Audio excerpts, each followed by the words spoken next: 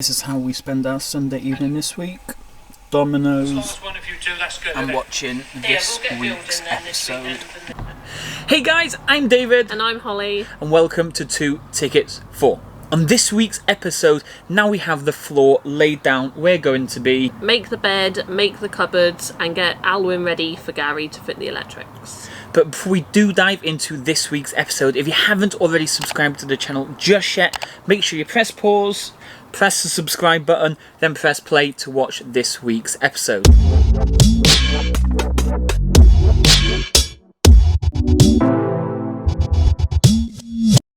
Now that we've got the floor down, it's time to start building the bed. Now this is probably the scariest part because obviously we've got such a big bed at home, we both want to sleep comfortably.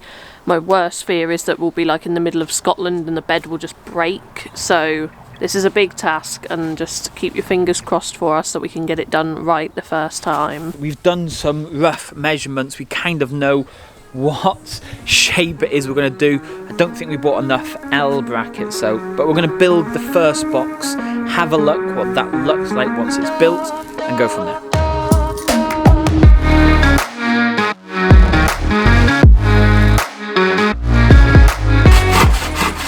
It's been the most confusing part of the whole van. The rest of the van's relatively easy. Actually building this bed is the hardest part. So we know the 50 is the length of the bed, but obviously we've got to then add this this width in and a little blocker on the end.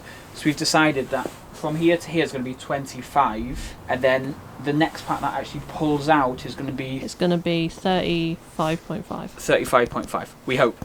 Let's just give the first one a go and hope for the best.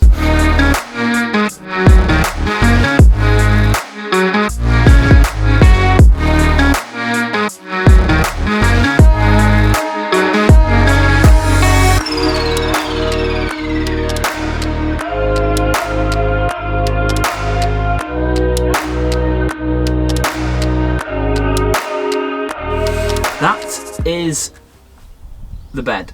Yes, as you might be able to see, it's massively wonky, but It'll be screwed down anyway. not bad for the first attempt, I don't think. And it's got a nice big bit of space here as well, actually. So the bed's starting to come together nicely, as you can see. It pulls in, pulls out. Obviously, you need to screw that bit in. That's one part done, and then we just got the second part to do. We need to go back to B&Q to get some more wood out. Morning guys, and we are back. We've literally been out all morning trying to find more wood for slats. We tried B&Q, we tried Homebase, we tried Travis Perkins, we literally tried everywhere. And then literally on the way home, next to Tool Station where we usually go to get the stuff, we went to Selco, and they literally have so much of the wood that we need. So hopefully now I can get all the slats done, put all the bed together, and then we should be good to go. Okay, so last night when we went to B&Q as well, we were looking at things to cut wood a bit better, because as you can see from this, it's not exactly the straightest pieces of wood. So when we were sawing it, we must have been going a little bit skewed. We did buy a circular saw. Okay, just like last week, I need to stop it right here again, because last week, do you remember when I asked this question? Whoa, I've got to stop it there really quickly. For any of you woodwork experts, please comment below and let me know what the actual point of this circular saw is. And the question, as you can see, is what is the point of this circular saw? I had so many people reply to me and said, Dave, I can show you how to do it. This is what it's for. But then we went to B&Q like a couple of hours later after posting to try and get some more wood, and we came across this genius, this thing right here. This is what you call a chop saw, and oh my god, it changed the game. When we were doing the last little bits to that wonky bed that Holly just showed you, it cut the wood so much smoother, so much quicker, and so much better. All you need to do, turn it on, you press it down, and it just chops it in half like that. So now, let's get rid of this circular saw, absolute rubbish. I don't know what people use it for. Let's get this chop saw on the go, and let's create a better, more sturdy, more level bed.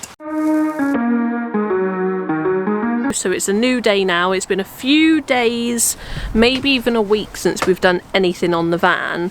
We had made the bed, and Dave did a really good job, to be fair. When he was explaining it, I had no idea what I just did what he told me to do. I didn't understand how it was going to work at all.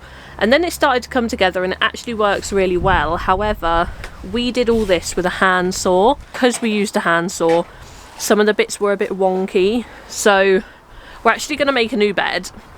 We're going to use the pallet wood for the bed, but we've got a lot more wood here that we went to pick up.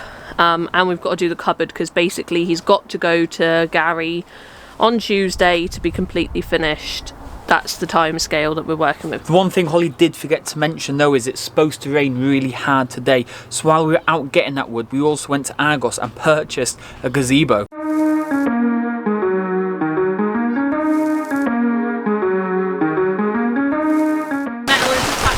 Okay, just a quick update. We've managed to get the gazebo up, but as you can see, it's literally started hailstoning and there's thunder and lightning. So I think we might head inside till this clears, and then we can start creating the bed again and start building all the cupboards for the van.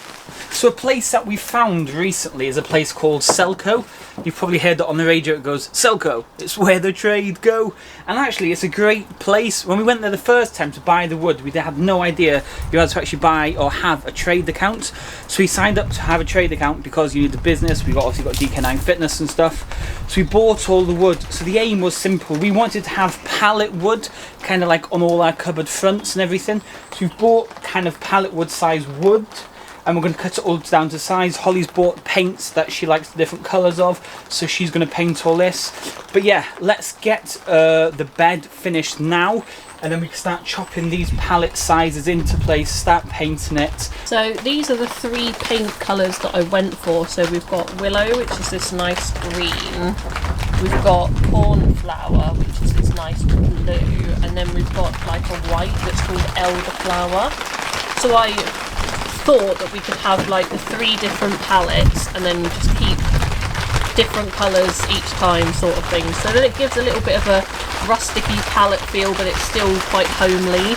Okay, so we've got the first 2 built, but we're not actually going to waste this other wood from the bed. So what we're going to do is we're going to take the slats off and use the slats for the actual slats for a new bed. It's a little bit later on in the evening now, absolutely freezing cold, but I've built the front side of the cupboard. As you can see, we kind of cut the wood in full pieces first, labelled them all, and then cut them into different sections. So now it's really over just to Holly to get painting them. We're painting all the wood for the cupboards now. That's the next job. So as you can see over here, I used my 3 different colours. Quick update, everything's coming on nicely. We've got the box all built. That's going to go behind the seats. I actually got to use the circular saw. So to anybody that watched last week, I actually got it out this week.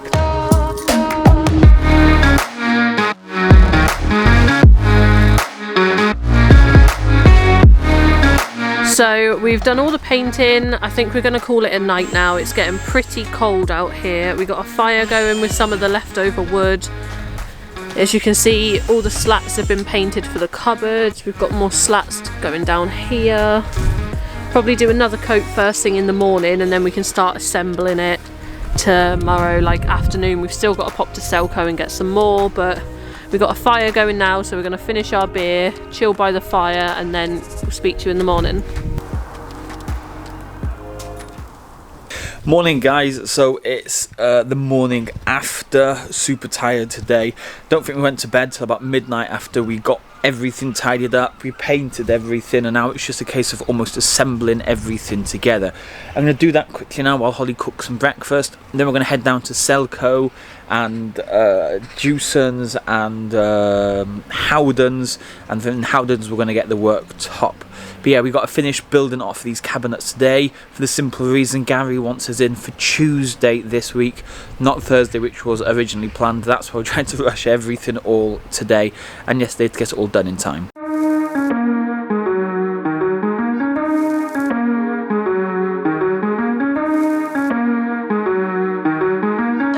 Breakfast is served.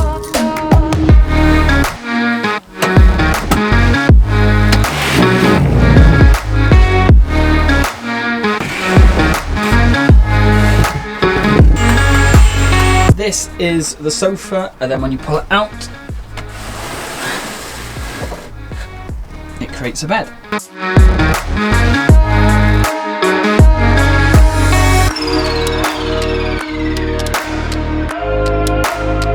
Okay, so it's Sunday evening now.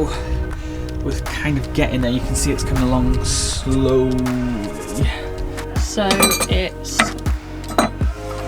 11:15. It's pitch black outside, and we are still trying to get the cupboard finished. Good morning, guys. So it's 7 o'clock right now. We've finally got everything finished last night. So let me show you inside quickly before we take it down to Gary and finish this week's episode off. So let me see. We've got the bed finished. The bed pulls out nicely. We've got the cupboard finished. It folds down. These bits fold open. All we need to do is get Gary to put the electrics on the side and push it in and bolt it against the wall. As you can see down there as well, we've also got the cupboard. The batteries are just inside the cupboard there. Screw the worktop on and the door opens nicely as well. Plus we've got the diesel heater here. Plus we've got the electric stuff there that Gary's going to install himself. So that is it. The van is now with Gary. Hopefully he's going to get the electrics all sorted and he's able to cut into the actual cupboards that we built, but we're going to find all that out next week. So hopefully we'll pick it up, I don't know, Monday, Tuesday, come in now, and then we can show you what he's done. We're going to get him to run through all the electrics so we can explain to you what electrics we have, because neither of us really have a clue what's going on in that department. But as usual, we'd love you to subscribe to the channel, and again, thank you for all the positive comments and feedback we're getting from everybody. We'll speak to you all soon. Cheers.